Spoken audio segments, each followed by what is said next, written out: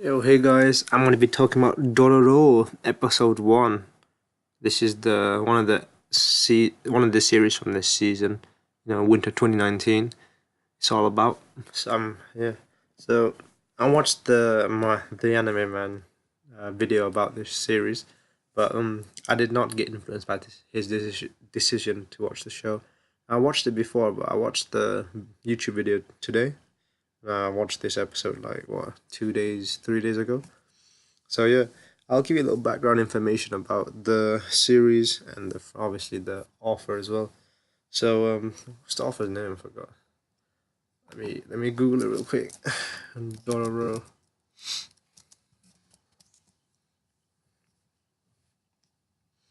Okay, it's called I don't think Osamu Tezuka. Yeah. Pardon me if I pronounced that wrong, but that's just my pronunciation of the name.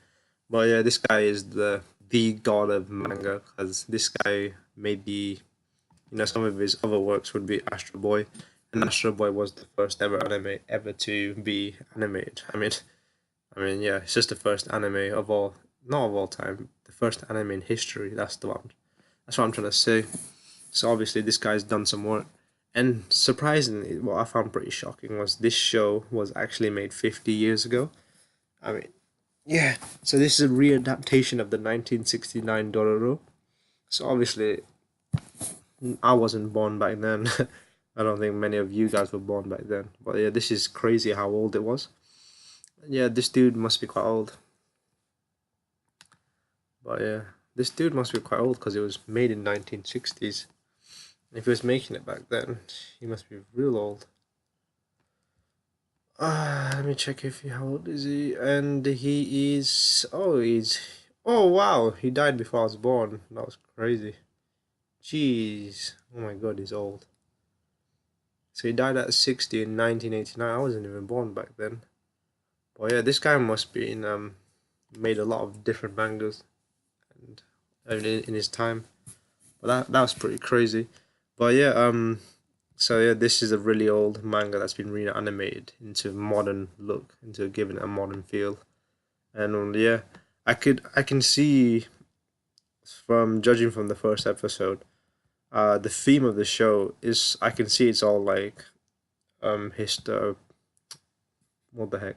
It's all prehistoric Japan kind of thing. Like ancient Japan, not ancient, but like the history of Japan. We see the few. What do we see?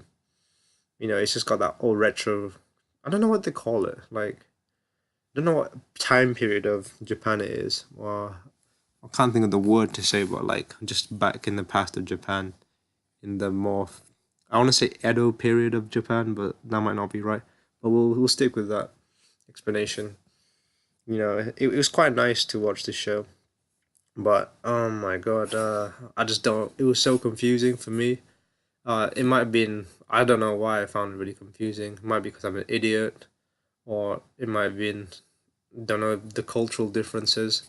Might have been a huge factor to why I found this show so bizarre and weird and like confusing. I did not understand some of the points that was made, such as I think it was the statue in the house, the religious statue in the house, and its head falls off. I don't, and there was quite a what do you call it? There's quite an emphasis on that, and I just didn't know what that meant at all.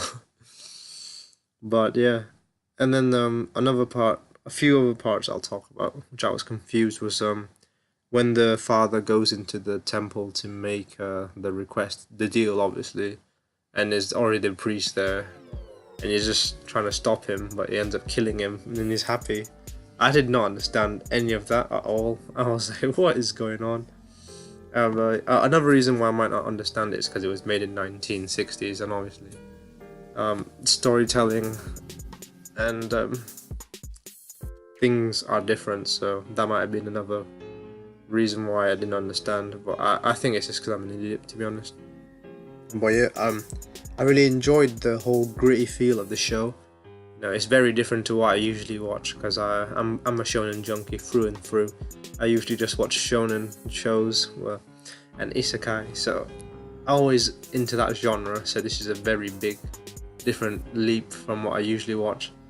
But yeah, and then what else did I like? I quite like the soundtrack to this show as well. You know, they use the classic Japanese instrumentals, which are very nice, and it really, what's it called, really sets a tone for the show. Quite like that. But yeah, let's talk about the actual synopsis of the show. So obviously, I think this dude's like a general or something, and he has a deal with the devil, which ends up being his son's born really deformed. Yeah, imagine giving like birth to that, and I'm just like, what's going on?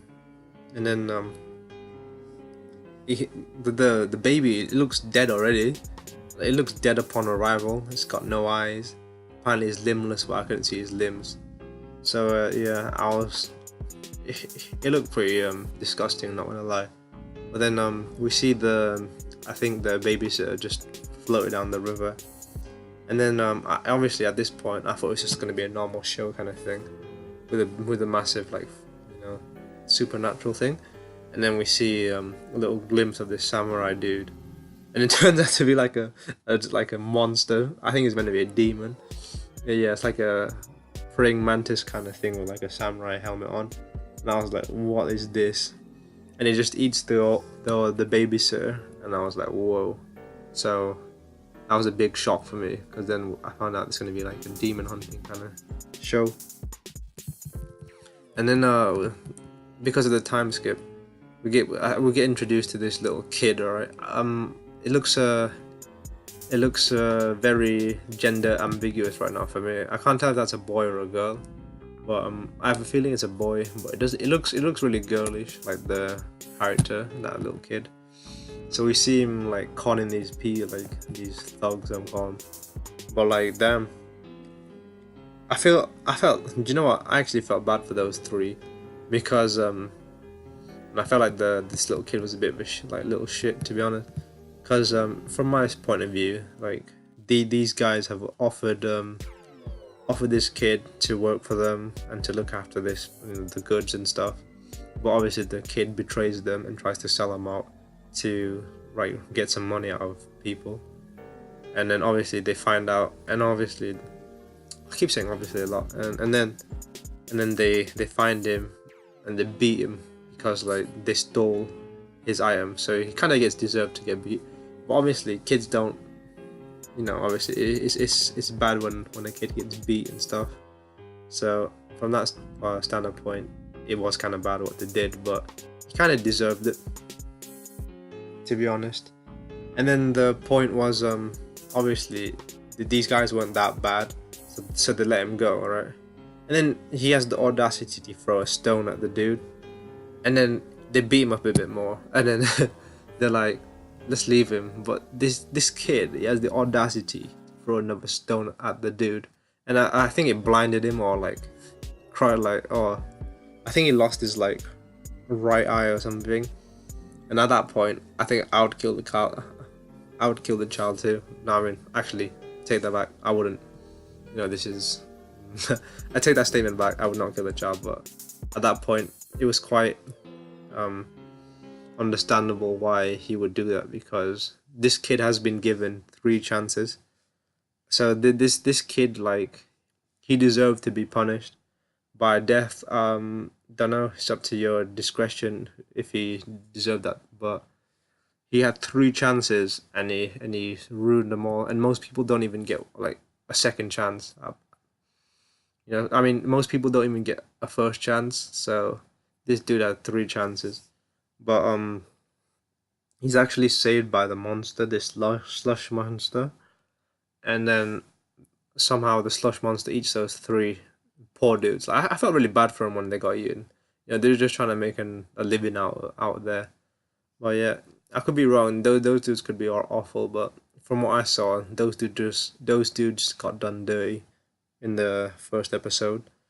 So, and then we see the main character. Obviously, this is the cursed child, as I'll call him now. But then he looks really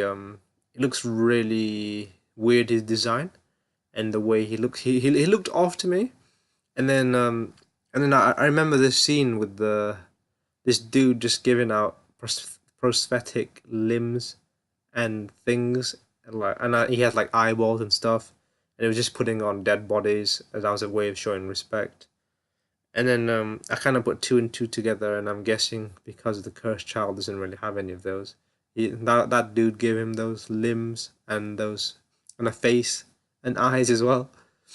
So yeah, but I noticed that this dude, like the cursed child, he can kind of sense the demons, just like the old dude could sense it at the beginning of the show. So that could have been his like mentor. I'm guessing. I have a good feeling that could have been his mentor. But damn, his face looked real creepy though. The cursed child, and but obviously we will, and then later on we see him go into spring into action against the monster, which was pretty badass though. You know, he pulls out his arms. He's got sword like arms, which was pretty nifty. Reminds me of Naruto when Sasori, the one of the Akatsuki member, had that as well. Similar concept, which was pretty banging. But yeah, and then we see him deal with the demon quite easily, or the whatever that was, the monster, and he saves that child. But then it's like his mask falls off, and his just skin just something happens to it, and I did not understand what was going on. And this dude, he just looks so creepy with that mask on as well. And then, and can this dude even talk here or anything? So I'm so confused. I have so many questions. Like are his eyes even real? Cause he blinks, but in the when he was a kid, he didn't really have anything. He didn't have any eyes. So I was so confused when his face falls off and the dude's like, "What's going on?" And then right at the end, we see the father go back to the demon thing, and one of the statues is broken, which I have a feeling it symbolizes the fall of that demon, which is the sludge thing, and he kind of has to destroy. He kind of has to defeat the other demons to regain his thing back, I guess, judging from the synopsis given from this show. And then there's a landslide as well. I did not understand that. And they have another son. I think that they have another son. So this is gonna be the cursed child's little brother. And it's raining as well. I did not. I just was so confused what was going on. But do you know what? Despite my confusion and lack of understanding for this show, I I quite enjoyed episode one, so I'll definitely be giving this show a good look, and I'll see what else this show is gonna give. But right now, I've got mixed reviews, but mostly positive. I'm looking forward to the next episode.